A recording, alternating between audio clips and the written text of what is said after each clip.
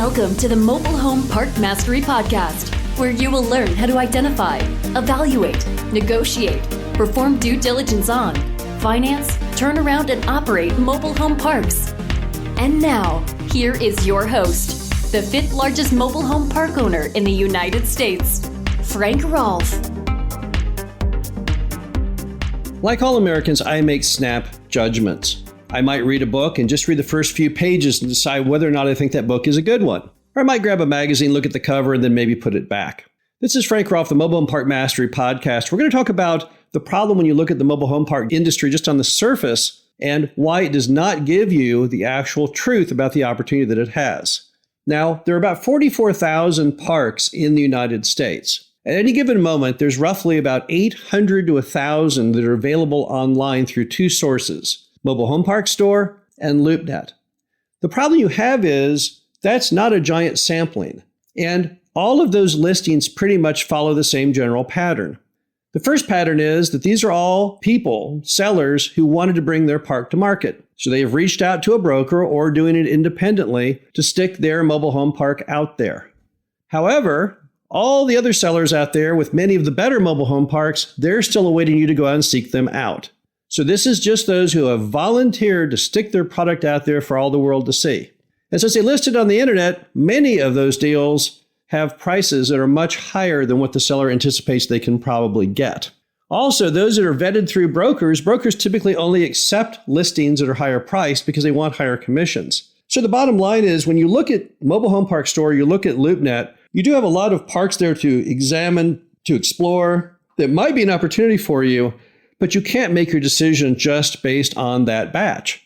That's only showing you at that given moment the mobile home parks that are for sale that have been placed online. So you might say, well, then where else can you find mobile home parks if not on just those two online resources? Well, many other places. One of the first places that most people find mobile home parks from, and the one that we've found the most that we've purchased, come from brokers. Now, you can find the brokers. If you search on Mobile Home Park Store or LoopNet, you'll start seeing them all: Marcus and Millichap, Sunstone, many other groups. There's roughly 100 people full-time that make a living selling mobile home parks, and that's a lot of people. And every single one of those brokers has two types of listings: public listings, which might be on Mobile Home Park Store or LoopNet, and then what are called pocket listings, which are listings they do not express to the general public. They often hold those listings back, waiting for someone to come to them that wants to buy a certain mobile home park, and then they say, well, here's the big reveal. I've got a park just like that. And if you're interested, we'll get it tied up. Now, why would a seller do a pocket listing? Well, those sellers don't want the manager or the people living in the park to know it's for sale. So to protect their identity, they do not allow them to publicly advertise them, but they're listings that are there just the same. So one great spot to find mobile home parks, way more mobile home parks than you'll find online, is simply by approaching the brokers. Another way is to do cold calling and direct mail to all those parks out there in the areas that you want to buy a park in. If you identify a metro area of interest to you and you Google up the mobile home parks in the area, you won't capture them all because many moms and pops no longer advertise for new customers, and they fall off the radar screen of the analytics that places like Google use to find mobile home parks to list on that list. However, they're still there just the same. If you obtain the addresses to those parks, you can then go to property tax assessors databases, enter in the addresses, and that will give you the name and address of the owner of the mobile home park. You can then go ahead and, through a reverse lookup site like switchboard.com, get the phone number for those mobile home park owners. Now you have all the information you need to do either direct mail or cold calling. In this manner, you're going to be reaching out to a much larger universe. You're going to be casting a much larger net than those that you will see online. And when you do that, you're also going to find sellers who may have not given a lot of serious consideration to selling in the past, or better yet, you may find sellers who have thought about it in the past, but never took action until you called.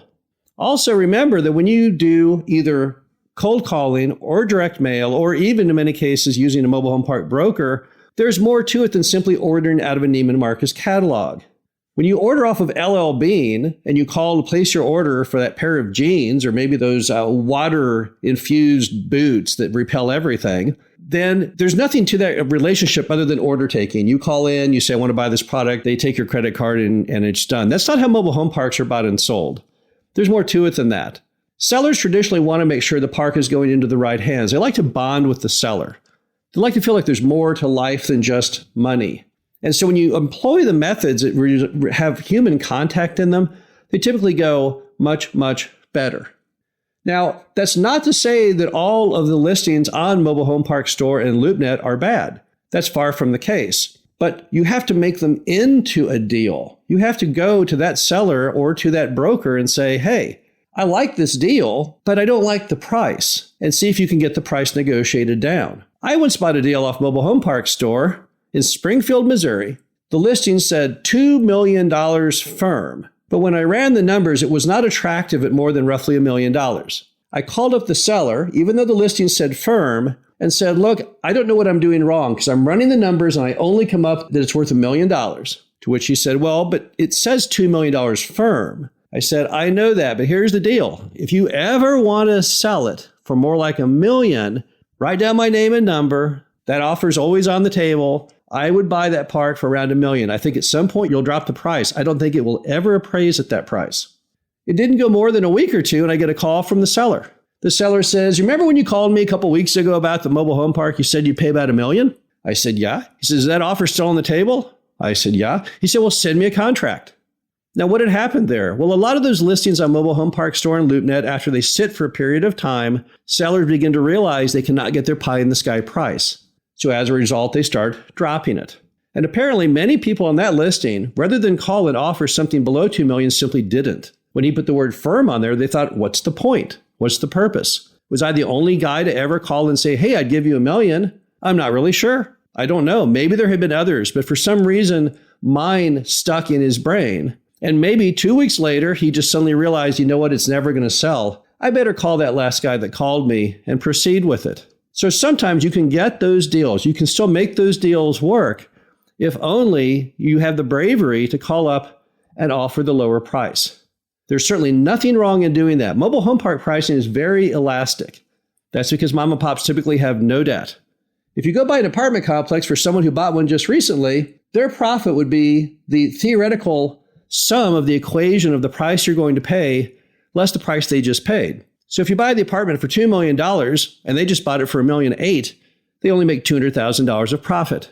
But if they have no debt at all, if they built this thing from scratch 40, 50 years ago, then the $2 million dropped to 1.8. They still get $1.8 million. Drop the price to $1 million, they still get $1 million. That's probably why moms and pops are so very flexible when it comes to their pricing. Now, if you come out of other spaces, if you come out of the single-family home market, for example, most all of that is reflected online. There are vast networks like no one has ever seen before. Realtor.com, Zillow, all of these resources that just dice and splice single family to the very inch. I can pull up any home in America and it tells me how many square feet, how much the estimated price per square foot is. It even gives me the estimated price of the house. But you don't have that on mobile home parks. There is no spot you can go and say, oh, I wonder how mobile home parks are in Little Rock, Arkansas. Let me go to that spot and see what's out there and look through the wide, vast array of mobile home parks in that city. It doesn't exist. We're left off this entire internet-inspired single-family plethora of information. We don't have any. The bottom line to it all is, if you want to get a good feel for the industry, you've got to go beyond just a quick cursory glance at Mobile Home Park Store and LoopNet. They're important tools to find a property, but you can't look at them and say, well, this is reflective of the state of the industry. Look at this listing here. It looks so much higher than what I had hoped it would be. There must be no good deals left out there. Because that is not really fair, nor is it true. Case in point, there are 44,000 parks in the United States, but there are only 4,000 that are institutionally owned. It ranged from number 1, Sam Zell ELS, down to number 100. I think to be number 100 today, you have to have roughly about 1,000 lots, maybe 7 or 8 properties. If you add all those together, you do not even add up to 4,000 parks, which leaves 40,000 still out there up for grabs. So when you ponder investing in mobile home parks, please look beyond just the simple way, the cover of the book, the cover of the magazine. Don't just go to what you see online and say, well, here's my snap determination, because that determination could really hold back your financial future. This is Frank Rolfe, Mobile Home Mastery Podcast. Hope you enjoyed this. Talk to you again soon. Thank you for listening to the Mobile Home Park Mastery Podcast. Be sure to visit us at mhpmastery.com to subscribe to the show, read our show transcriptions, and access all of our great information on mobile home park investing.